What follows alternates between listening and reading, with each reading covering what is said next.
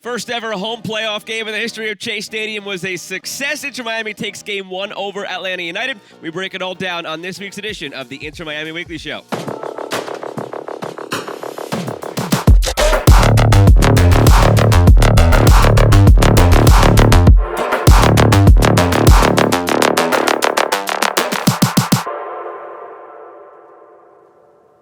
And back at it again here at Chase Stadium with the Arsenal great Kieran Gibbs. I'm Joe Malfa. Kieran, it was what we asked for in Game 1. Just get the win. It wasn't maybe as confident as we thought. A tight 2-1 game. We knew Atlanta would give us their best shot. We knew Atlanta was an 8 seed in name only because of the midseason acquisitions. They would be a tough out. Tata Martino talked about it leading up to the game that Inter Miami was very well aware of the fact that they hadn't beaten Atlanta yet, so maybe that was weighing on them. But in the end, get the early goal and go on to cruise to a victory. Oh no, Joe, can't complain. It was a really strong start from Miami and a really decent performance. I thought that they were dominant throughout. Apart from Atlanta's goal when they equalised, I thought that they didn't really create too much against Miami, and they controlled most of the game. Listen, I think Brad Guzan, we have to give him a mention for his performance, because if it wasn't for him, it could have been a lot more. Unfortunately for him, aggregate doesn't count, like we said last week.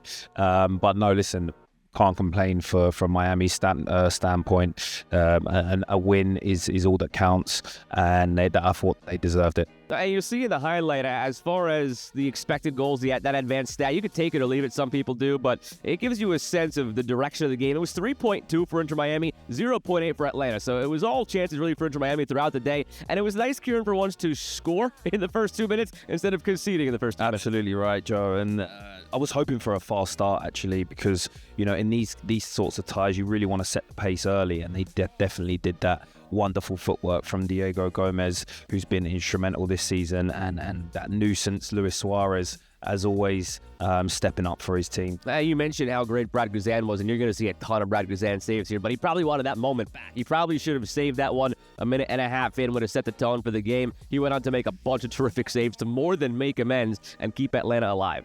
Yeah, the pressure was piling on at the Chase Stadium, and it was normal, expected from Miami with the season that they've had. But this was just a wonderful individual performance from a veteran goalkeeper. It always feels like when you have that sort of domination over a game, if you don't get the second goal, it ultimately comes back to bite you, and Atlanta would get the equalizer through Saba Lobjanidze, quality player, was at the Euros with Georgia just over the summer. But in the second half, that Inter Miami wrestled control back. Yeah, it was against the run of play, but I think Miami were always going to look to get back into the game after they conceded.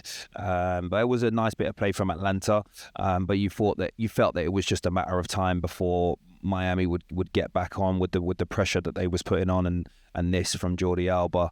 I mean, how many times have we seen it from him this season? I don't think he's been talked about enough really compared to the other players, but his contribution this season has been amazing, and what a strike that is.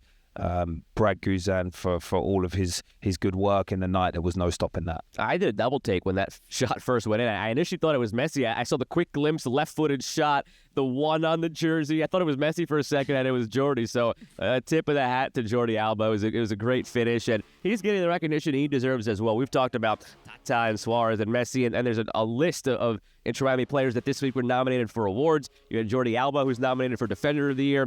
Messi and Suarez both nominated for MVP. Suarez for Newcomer of the Year. Diego Gomez for Young Player of the Year. He was just named number 1 in the MLS 22 under 22 list. And then you've got Tata Martino nominated for Coach of the Year. So 6 total potential awards. Well, 5 awards, and Suarez and Messi both for the same award at MVP. So it could be, beside the team trophies, Supporter Shield, maybe MLS Cup, could be a lot of individual trophies in the cabinet this year for Inter Miami as well. But one thing that did happen at the end of that game that we have to touch on, Ian Frey goes down with a knee injury. We've talked about this at length and his roads to recovery and all he's overcome to do all he's done this year. It is a right medial meniscus. Surgery is scheduled. No timeline yet for his return. Heart goes out to him, and just all that he's been through. He'll come back again in the same way that he has. It's never daunted him, but it was tough to see. It was tough. I don't think you need me to speak any more about what I think of Ian Frey as a player and as a person. I've done that numerous times on this show. So my heart breaks for him, but I haven't managed to speak to him yet. I think that if anyone can overcome this, obviously it's going to be someone like him, because we spoke about his mental capacity and how strong he is to have overcome, his injuries of recent years. And yeah, right now it's just about how, the team, the club, the fans can get behind him and support him. I think that when you've had, that many setbacks, I think that it only makes you stronger. Yeah. And we saw his comeback and how good he looked on his return. Like I said, if anyone can do it, it's him. Absolutely. Best of luck. I know we're all pulling for you. We've seen you do it again and again, so hope to see you do it another time. And beside that, the season that he's had, I just want to take a moment to recognize the season that he's had before this moment. How many times this year, whether it was coming in and scoring that goal against Columbus upon his return to play, and a couple of moments that he had in the attacking end, slotting in as a right back or as a center back, and sometimes stepping into the midfield, showed the talent, showed the versatility, showed exactly why he is such a bright young player that's come up through the system. Yeah, I mean, listen, the way he slotted into the team on his return was, I haven't seen any player do that, to be honest. He looked so comfortable, so confident in his ability, the way he covers ground. I loved him in that right-sided centre-half of a three, where he basically covers two positions. He's playing kind of like a right back and a centre-back as well. But yeah, his strength and his power is just so evident to see. He definitely has a certain aura about him when he's on the pitch, and that confidence in his ability is expressed whenever he's on the pitch.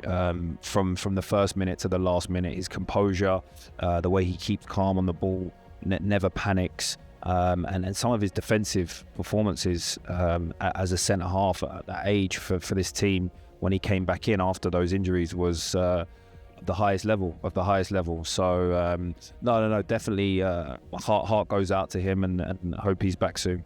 Absolutely. And the lineup, of course, is going to have to be shuffled again, but that's nothing new for Inter Miami. It's been a season-long journey as far as the lineup, and especially on the back line of Tata Martino, just mixing and matching and finding the right combos. So I guess the good thing is you're going back to Atlanta now with the lead as you figure out now who's going to slot in.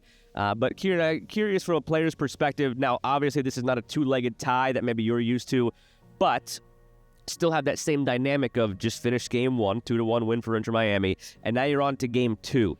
That week between game one and game two, what's it like as a player? What are you going through? What are you tweaking? Are you sticking to your guns and saying we just have to execute better? Or if you're Atlanta or Inter Miami, you're saying we have to change X, Y, and Z going into game two? Yeah, it's an interesting one with this format because, normally it depends on the score, obviously, of how you approach the next game.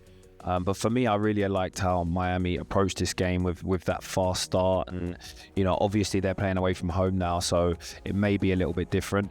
But it's almost like you have to completely forget about that game in a way because, the score is not relevant. They have to just, remove that and focus on this game, and which is going to could be completely different depending on how Atlanta approach it. They're not really the type to start fast, and they're more of a counter-attacking team, Atlanta.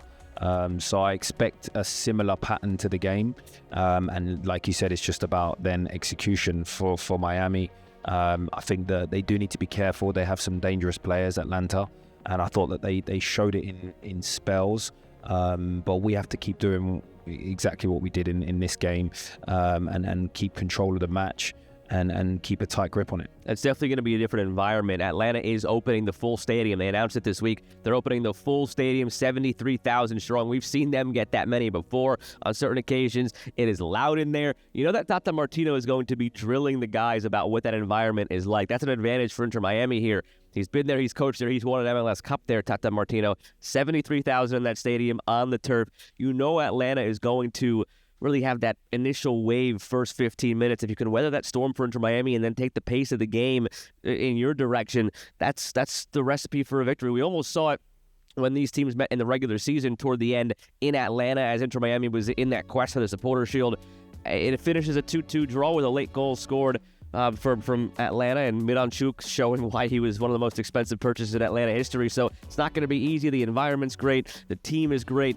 But if Inter Miami can win this in game 2 and get that extra week off then going into the break, that would be big for getting guys fully even more up to speed. Health-wise, I know they were able to rest down the stretch last couple games of the year, mix and match, but that is something to think about here too, is not having to play that third game and just being as fresh as possible for the next round.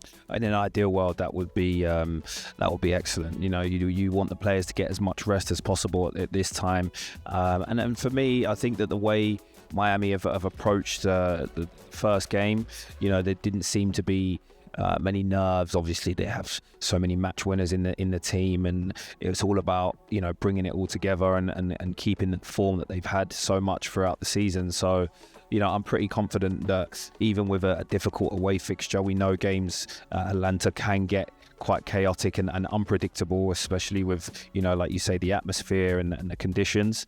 But for me, I think that Miami have just that bit too much quality to worry about. At the very least, you have the safety net of another game at Chase Stadium just in case things don't go well in Atlanta. And something that stuck out, Kieran, it's a very small sample size. It's only the second year of this playoff format. But last year, all 8 teams who won Game 1 of the series won the series. No team who won Game 1 ended up losing the series. There were a couple of series that still did go to Game 3, but every Game 1 winner went on to win the series. Bodes well historically for Inter Miami, and maybe bodes well if you look ahead for the next round and seeing a derby, because Orlando beat Charlotte in Game 1 of their series, and the winner of that series meets the winner of Inter Miami and Atlanta. So don't want to think too far ahead. Let's take care of Atlanta first, but we could be looking at the Inter Miami-Orlando derby in round 2. Looks nicely poised, doesn't it? Yes, it does. We got to get there first to have that maybe second round matchup against Orlando. They've got to get there first as well. So maybe if you're a fan, maybe you put the bad blood aside and actually root for Orlando, because that would be a fun moment to have in the next round. But again, got to get there first. Game 2 against Atlanta is this Saturday, November 2nd. That's at 7 p.m. on Apple TV. And you can stick with us here for the duration of the playoff run. Make sure you like and subscribe on YouTube for the Inter Miami Weekly Show.